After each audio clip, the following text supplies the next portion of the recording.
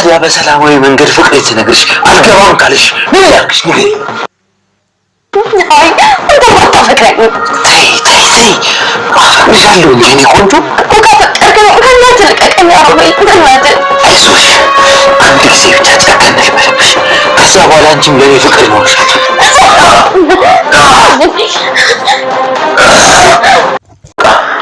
ከለሆነ ገልተኛ ሞክሬ ነበር ወይ ልደፍራት ነበር ወንድሜ። በቃ እውነቱ ይሄ ነው። ምን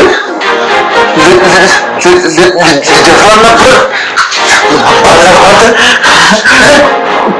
አድናን እባክህ ምንም አይነት ነገር አድናን ሮቤልን ገላገለው። እንግዲህ አድናን ነፍሰ ገዳይ መሆኑ ከምንም በላይ በጣም ያሳዝናል። ሮቤል እንግዲህ ሞት ይገባዋል። እውነት ለመናገር የሚሰራው ተንኮሎች ለሞት የሚያዳርገው ደረጃ ነው ማለት ነው። ምክንያቱም ብዙ ተንኮሎችን ብዙ ክፋቶችን ሰርቷል። ታዲያ አሁን ላይ ሮቤል በሉሃና ነው የመጣበትና አድናን ለመግደል ተገዷል ማለት ነው። ምክንያቱም መጀመሪያ ላይ በዚህ በጋለ ቢላ እንግዲህ በእሳት እያስፈራራው ነበረ። ከዛ በኋላ ግን እውነቱን ከነገርከኝ በሰላም እገልሃለሁ ነው ያለው። ያው ሳላሰቃየ ማለቱ ነው። ሉሃና ራሷን በሚገባ ተከላክላለች። እውነት ለመናገር ሉሃናን ቢደፍራት በጣም ነበረ ድራማው የሚያስጠላው። ሉሃና ግን ራሷን ተከላክላለች። እንደዚህ አስጸያፊ ተግባር እንደ ሮቤል ሴቶች ላይ ለሚያደርሱ ልክ ሉሃና ያደረገችው ተግባር ይገባቸዋል ማለት ነው። እንግዲህ መሽኛውን ብላ ነው የጣለችው፣ ይገባዋል። ምክንያቱም ካለ ፍላጎቷ ነው አስገድዶ ሊደፍራት የነበረው። ልቀቀኝ ብላ ብትለምነው ጭራሽ ብሶበታል። እሱ ስሜቱን እንጂ ስለ እሷ ስሜት ምንም ሊገደው አልቻለም። ለዛውም በዚህ በ21ኛው ክፍለ ዘመን ሴት ልጅን አስገድዶ መድፈር ወንጀልም ነው፣ አጸያፊ ነገርም ነው። ስለዚህ ሊሰማት አልቻለም። አንዴ ብቻ ልጨክንብሽ ከዛም በኋላ ትወጀኛለሽ ነው የሚለውና ፍቅር አስገድዶ በመድፈር የሚገለጥ አይደለም። ሉሃና እንግዲህ ታግላ ሲያቅታት በእግሯ ነው ረግጣ የጣለችው። ይሄን ደግሞ ጥሩ አድርጋለች ማለት ነው። ሰላም ጤና ይስጥልኝ ውድና የተከበራችሁ የቻናሌ ቤተሰቦች እንዴት አላችሁ? በያላችሁበት ሰላማችሁ ይብዛ። ለዚህ ቻናል አዲስ ከሆናችሁ ሰብስክራይብ፣ ላይክ፣ ሼር እያደረጋችሁ ቤተሰብ እንድትሆኑ በአክብሮት ጋብዛለሁ። እንግዲህ ተወዳጁን ድራማ ሉሃናን ቀጣዩን ክፍል ወደ እናንተ ይዤላችሁ መጥቻለሁ። በዚህ ክፍል እንግዲህ አዳዲስ ነገሮች ተፈጥረዋል። በመግቢያው ላይ እንደተመለከታችሁት እንግዲህ አድናን ሮቤል ላይ እየተኮሰ ነው የሚገኘው። ምክንያቱም አድናንን ሮቤል በብዙ ውሸቶች በብዙ ማስመሰሎች ህይወቱን ሲጫወትበት ቆይቷል። የሱ የውሸት ተባባሪ ደግሞ ሚራ ናት ማለት ነው። ሚራ እንግዲህ ከሮቤል ውሸት ጋራ የምትተባበር ሴት ናት። ሉሃናን ሄዶ እንዲደፍር ነገሮችን ያመቻቸችው እንግዲህ ራሷ ሚራ ናት ማለት ነው። ሉሃና እንግዲህ በራሷ ጉልበት ታግላ የእውነት ሮቤል ቢደፍራት ኖሮ እንዴት ሴት ልጅ በሴት ልጅ ላይ የዚህን ያህል ትጨክናለች?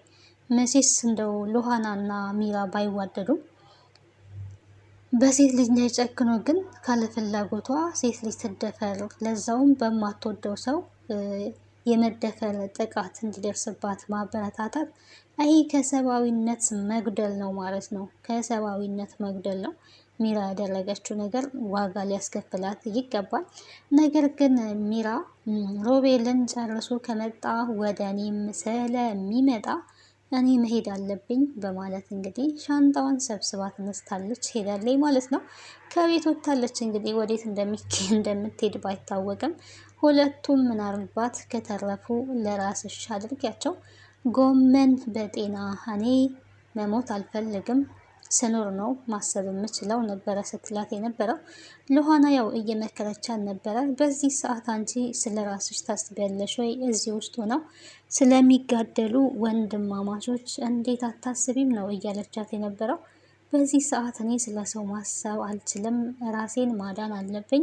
እኔ ስኖር ነው ሁሉም ነገር የሚኖረው። ሁሌ ምክር ምክር፣ ደግሞ በዚህ ሰዓትም ምክር ትመክሪያለሽ ወይ በማለት እንግዲህ ሚራ ቤት ለቃ ወጥታለች ማለት ነው። ምክንያቱም የዚህ ወንጀል ተባባሪ እንደሆነች ሲረዳ አድናን እሷንም ዝም ሊላት አይችልም። ብዙ ውሸቶች እንግዲህ ዋሽተዋል። ብዙ ውሸቶችን ነው የዋሹት። አድናን እንግዲህ እስካሁን በጣም የነሱ ውሸቶች ሰልችቶት የመጨረሻ አማራጭ ብሎ የወሰነው እንግዲህ የሆነ ነገር እንደተፈጠረ ኦልሬዲ ገብቶታል። ሉሃና ያው ይሄንን ነገር መናገር አልፈለገችም። ያልተናገረችበት ምክንያት ደግሞ እኔ እሱ ሊደፍረኝ ነበረ፣ የመድፈር ሙከራ ሊያደርግብኝ ነበር ብዬ የምነግረው ከሆነ ሮቤልን ከዚህ ቤት ያባርረዋል። እሱን ካባረረ ደግሞ እህቴ ሳራን ላገኝ አልችልም። ለእህቴ ሳራ ስል ሁሉንም ነገር መቻል አለብኝ። ስለ ሳራ የሚያውቀው ሮቤል ብቻ ነው በማለት እንግዲህ ከራሷ ጋር አውርታበት በቃ እኔ ምንም አልሆንኩኝም፣ ደህና ነኝ፣ ስለ እኔ አታስብ፣ እኔ ብነግርህም እኔ የምነግርህን ነገር ደግሞ አታምነኝም ብለዋለች። እንደዚህ ያለችበት ምክንያት እንግዲህ ከዚህ በፊት ሚራና ይሄ ካዲ ሮቤል ካፌ ቁጭ ብለው ሐኪም ቤት እንሄዳለን ብለው እንግዲህ ካፌ ቁጭ ብለው የያዘቻቸው ማስረጃ እሱ ስትናገር አድናን ሊያምን አልቻለም እና በጣም ስሜታዊ ሆናለች። በጣም ተናዳለች ማለት ነው ሉሃና። ምክንያቱም እውነት ተናግራችሁ እናንተ የምትናገሩትን እውነት ያ ሰው አምኖ ካልተቀበላችሁ ከዛ በኋላም እውነት ብትነግሩትም ምንም ጥቅም የለውም አይነት ነገር ነው የሚሰማችሁ። ምክንያቱም እውነት ሁሌም ቢሆን እውነት ነው። እውነት የሚናገሩ ሰዎችን ደግሞ እናንተ ውሸታም ናችሁ ብላችሁ የእነሱን አመኔታ ካልተቀበላችሁ በጣም ነው የሚናደዱት። እውነት የሚናገሩ ሰዎች ምናልባትም ውሸት የሚናገሩ ሰዎች ያው ልማዳቸው ስለሆነ ለነሱ ሁሉም ነገር ሰው ባያምናቸውም ያው ስለምንዋሽ ነው ብለው አክሴፕት ያደርጉታል። ሁሌ ግን ስለ እውነት የሚኖሩና እውነት የሚናገሩ ሰዎች ለህሊናቸው ብለው እውነትን እየተናገሩ የሚኖሩ ሰዎችን ውሸት ነው ብትሏቸው የሚናገሩትን እውነት እንግዲህ እውነት ሁሌም ቢሆን እውነት ነው። እውነት ውሸት ሊሆን አይችልም እና እንደዛ ብትሉ በጣም ነው የሚያናድደው። ሉሃና እንግዲህ በዛ በጣም ስለተናደደች አንተ በነግረህም ስለማታምነኝ አልነግረህም፣ ይሄ የኔና የሚራ ጉዳይ ነው ነበረ ስትለው የነበረው። ምክንያቱም አድናን ሲደርስ ሚራን እንግዲህ ሲጣርጋ ልትገላት ስትል ነው አድናን የደረሰው። ከዛ ሮቤል ለምን እኔን ልትደፍር ሙከራ አደረክ? እንዴት በእኔ ላይ እንደዚህ አይነት ተግባር ታደርጋለክ? ጨካኝ ነህ ብላ እንግዲህ ደግማ ረግጠዋለች ማለት ነው። ሴጣን አሳስቶኝ ነው፣ ሚራ ልካኝ ነው፣ ሚራ ከእሷ ጋራ ከተኛክ ታፈቅረሃለች ስላለችኝ ነው፣ እሷ ልካኝ ነው፣ ይሄ የእሷ ሀሳብ ነው ብሏል። እውነትም የሚራ ሀሳብ ነው። እንግዲህ ሚራ እንግዲህ ምን ብላለች? ሉሃና ልጃገረድ እንደሆነች ስለምታውቅ ከእሷ ጋር መተኛት ፈልገህ ነው ወይስ የእውነት አፍቅረሃት ወደሃት ነው? እኔ ግን ሳስብ ከእሷ ጋር መተኛት ፈልገህ ነው፣ ልጃገረድ ነኝ ስላለች እሱ ነገር አጓግቶክ ነው።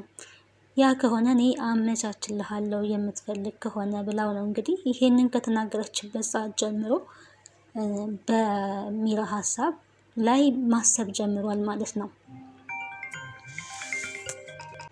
እና ይሄንን ያለችውን መጠቀም አለብኝ፣ ከዛ በኋላ ሉሃና ራሷ ትፈልገኛለች ብሎ ነው ያስበው። እውነት እሱ እንዳለው ሚራ እንዳለችው ያንን አድርጎ ቢሆን አስገድዶ ስለደፈራት አትወደውም፣ የበለጠ ትጥለዋለች ማለት ነው። ምክንያቱም ሴት ልጅ ፈልጋ ካልሆነ አስገድዶ ያላፈቀረችው ሰው በግድ ታፈቅረኛለች ብሎ ማሰብ የማይቻል ነገር ነው፣ የማይሆን ነገር ነው ማለት ነው። ሚራም ያሰበችው ክብረ ንጽህናዋን ከወሰደ በኋላ ምናልባት ሊጠላት ይችላል፣ ከዛ በኋላ ከኔ ጋር አርፎ ይቀመጣል ነው የምትለው። እንግዲህ ሚራ በሮቤል ፍቅር ታውራለች ማለት ነው። ሮቤል ደግሞ አይወዳትም። እሱ አዲስ ነገር ባየ ቁጥር አዲስ ነገር ነው የሚያምረው እና ሊወዳት አይችልም። ሚራ ዝም ብላ ነው የምትደክመው። እንደው ለማይሆናት ሰው ለማያፈቅራት ሰው ትዳሯን መበጥበጥ፣ ትዳሯን መፍታት አልነበረባትም። እንግዲህ አድናንም ወደ ሉሃና ያዘነበለው ሉሃናን የወደደው የሚራን መልከስከስ አይቶ ነው ማለት ነው። እንግዲህ ሚራ ቀላል አልተከሰከሰችም። እንደው ከውጪ ሰው ጋር እንኳን ቢሆን የምትልከሰከሰው ምናልባት እንደው ትንሽ ይሻል ይሆናል ብዬ አስባለሁ። በእርግጥ መልከስከስ አላስፈላጊ ነገር ነው። በትዳር ውስጥ ደግሞ የበለጠ ከባል ወንድም ጋር ከምንም በላይ አስጠያፊ ነገር ነው። ባለ ትዳር የሆነች ሴት ከሌላ ወንድ ጋራ ተኝታ ማየት ከምንም በላይ በጣም ነው የሚያስጠላው። ይሄ ፍትህ እንላለን። ፍትህ ለወንዶች እንጠይቃለን ማለት ነው። እንደዚህ የሚልከሰከሱ ሴቶች ያ ወንዶችም አሉ። አሁን ላይ እየተመለከተን ያለነው ሮቤልም አለ። ግን የሰው ልጅ እንደዚህ ማድረግ የለበትም። ይሄ ከእንስሳነት አለመተናነስ ነው፣ እንደ ሰው አለማሰብ ነው።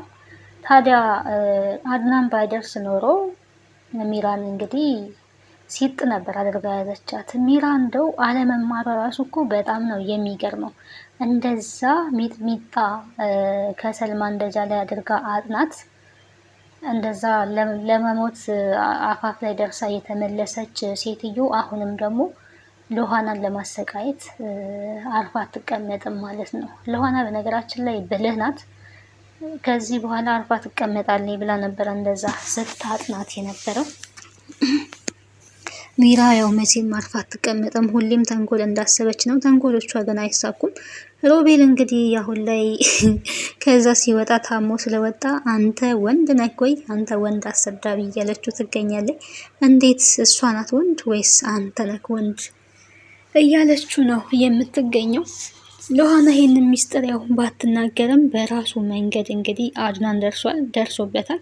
ምክንያቱም ምን አድርገሽ ነው እንደዚህ ያነቀችሽ ብለው ሚራን ሲጠይቃት እኔ ነኝ የታነኩት እንጂ እኮ እሷ አይደለችም። አሁንም እሷ አንቃኝ ለእሷ ትከራከራለህ ወይ ነበረ ስትለው የነበረው።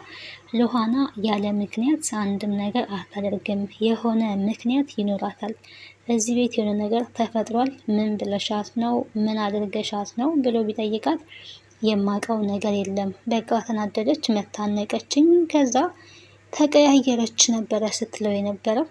ያው ሎሃና ምን ለመናገር ፍቃደኛ አልሆነችም። እቺ ሴጣን ናት፣ እቺ ሰው እንዳትመስልክ ከሴጣን የበለጠች ናት ብላ በጣም ተናዳ እየተናገረች ነበረ።